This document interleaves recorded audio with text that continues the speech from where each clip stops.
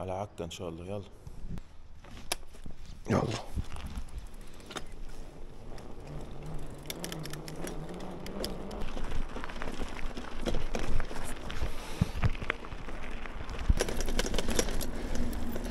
وادي الضميدي او وادي عبلين.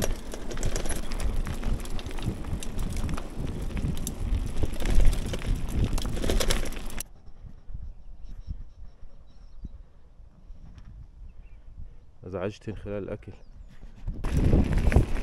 طيب وصلنا عبلين.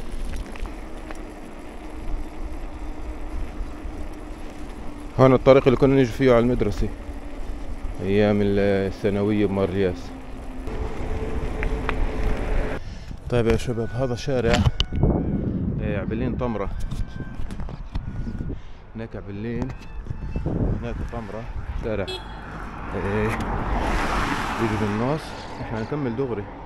انا اول مرة باجي هنا. طريق على عكا شوي.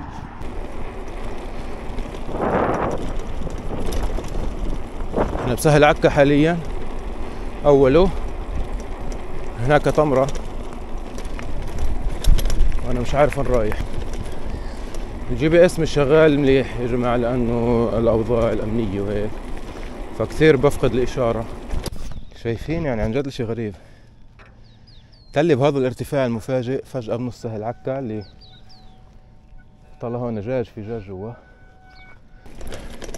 الجبال اللي بعيدة شوي اخر الافق، جبال الجديدة والمكر وكل المناطق هذيك. طيب صباح الخير. اول اشي هسه الساعة بعرفش قديش، لانه الساعة هي بس تساوي الاشياء بتبطل تساوي الاشي. انا جيت من هناك شبابنا، بعرفش اني منطقة بالضبط، بس اظن لك هذيك الجبال كثير عالية على اساس تكون جبل الديدبة، الله اعلم، بس على الاغلب هناك هذاك جبل الديدبة. هذا كيف حكينا نهر النعمين بيجي من طمرة وبصب بعكا على طرف البحر. كيف شايفين هنا هي خطوط الكهرباء الكثير كثير كثير عالية. حيفا احنا نوصل هناك ان شاء الله. عكا القديمة ونكمل الطريق، وهذا الله يرضى عليه ان شاء الله ما بيخرب. يا الله بسم الله. نهر النعمين احنا مغربين لسه. تلا البحر.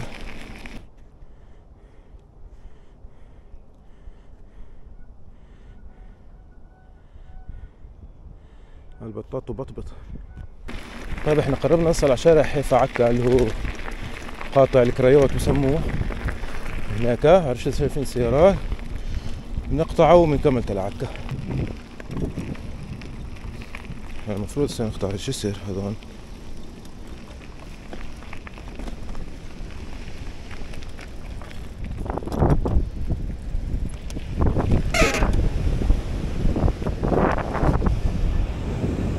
اوه متقاش الكاميرا هاي.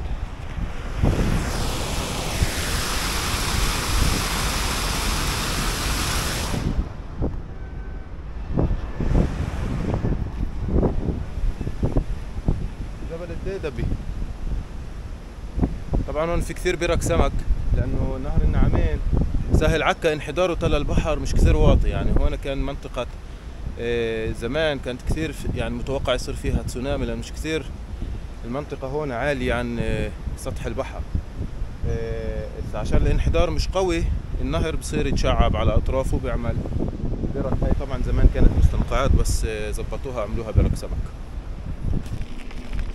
هاي كمان بركة ملام برك سمك هون. شارع الكريوت آخر البركة هاي. يا سلام طلع البعجة اسمها.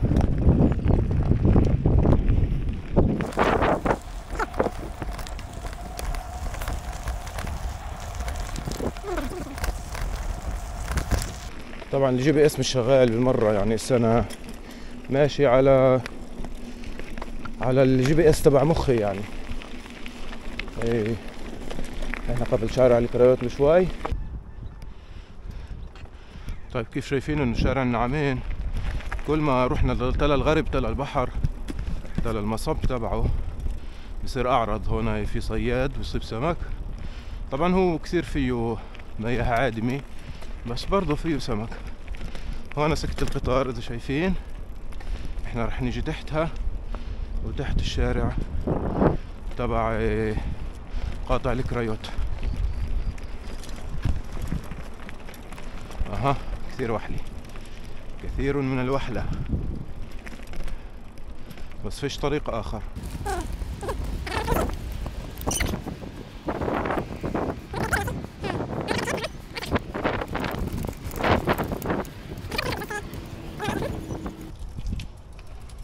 عينا الله. اوبا، هاي اول تخليص يا ساتر، هاي اول ثاني تلبيصة.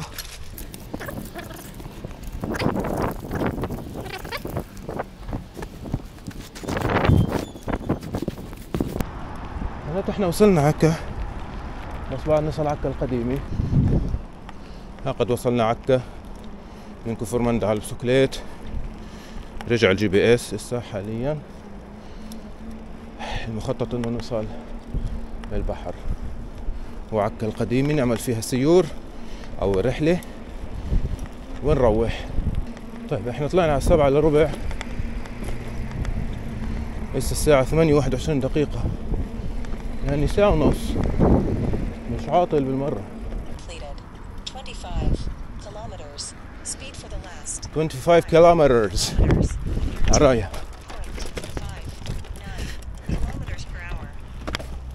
وين منين؟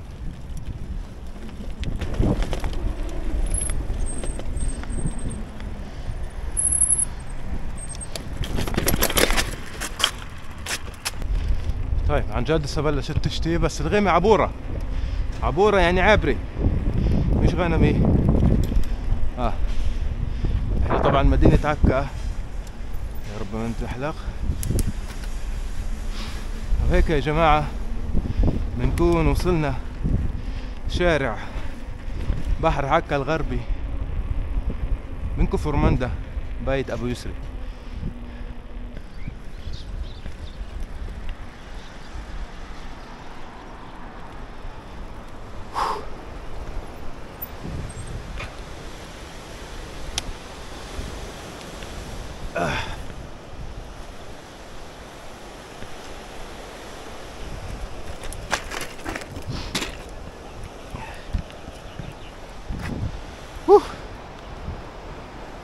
حلو الاستراحة هون ولا شو رايكم؟ في مي على الكاميرا من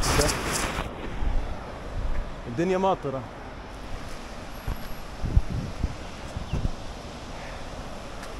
طيب هيك بنكون وصلنا لعكا الطيالة الغربية من كفر مندى.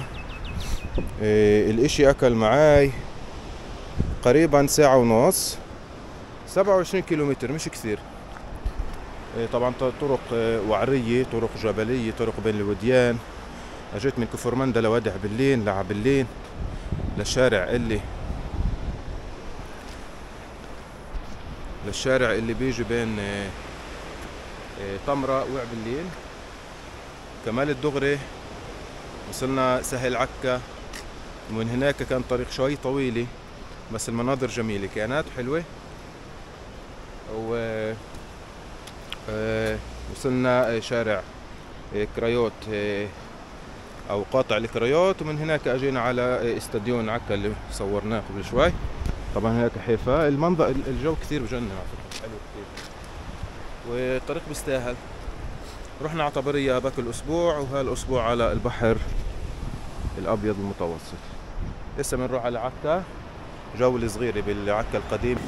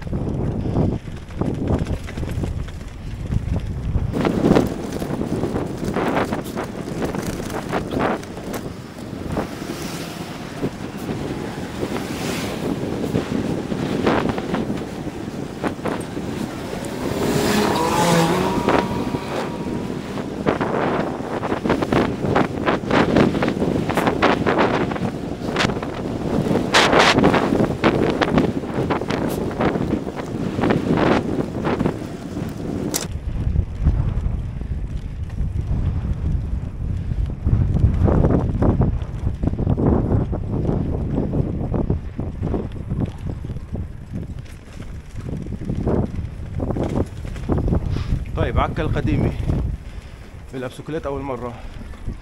يوم الجمعة والدنيا الصبح أكيد الناس بعدها مسكرة. أحسن لي صراحة عشان أخذ راحتي.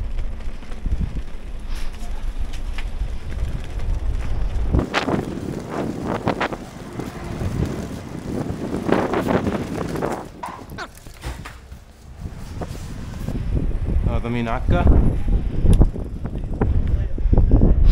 مين عكا؟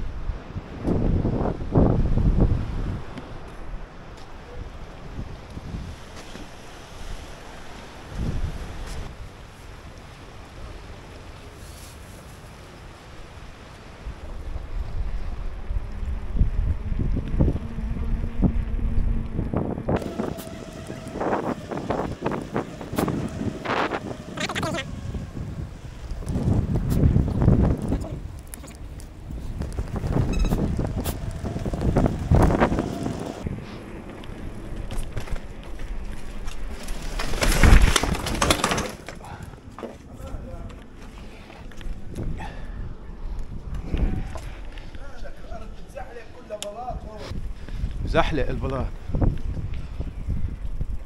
منين هالساعة.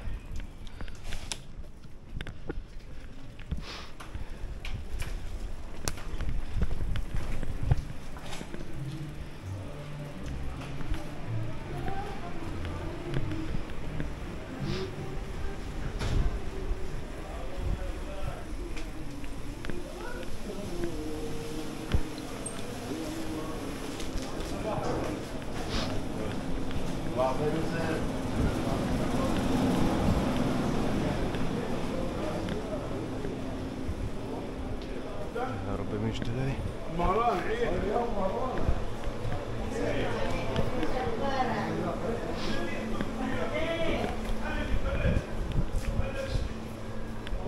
يا الناس قاعدة تفتح على بواباتها تستفتح. روح على البسات يا ساتر.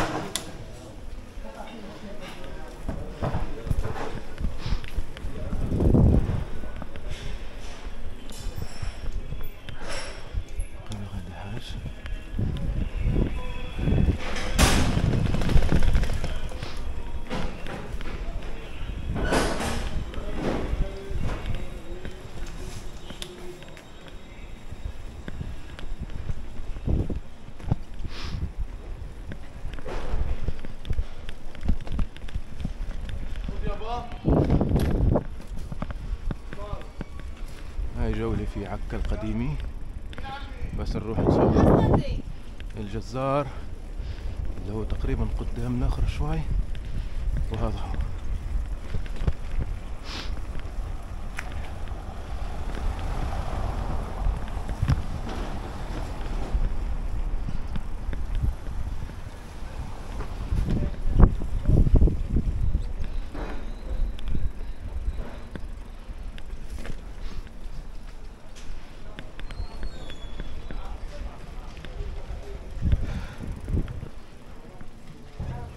جابر أفوت.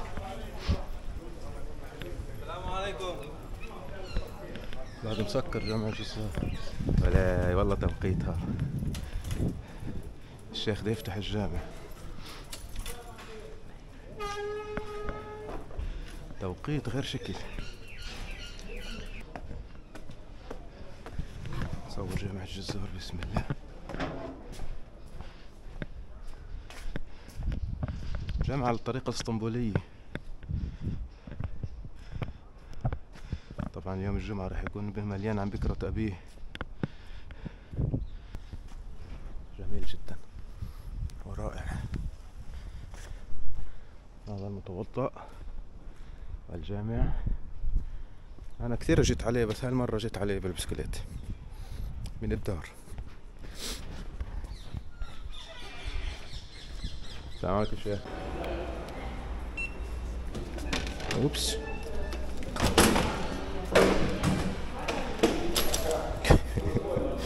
فتقتش.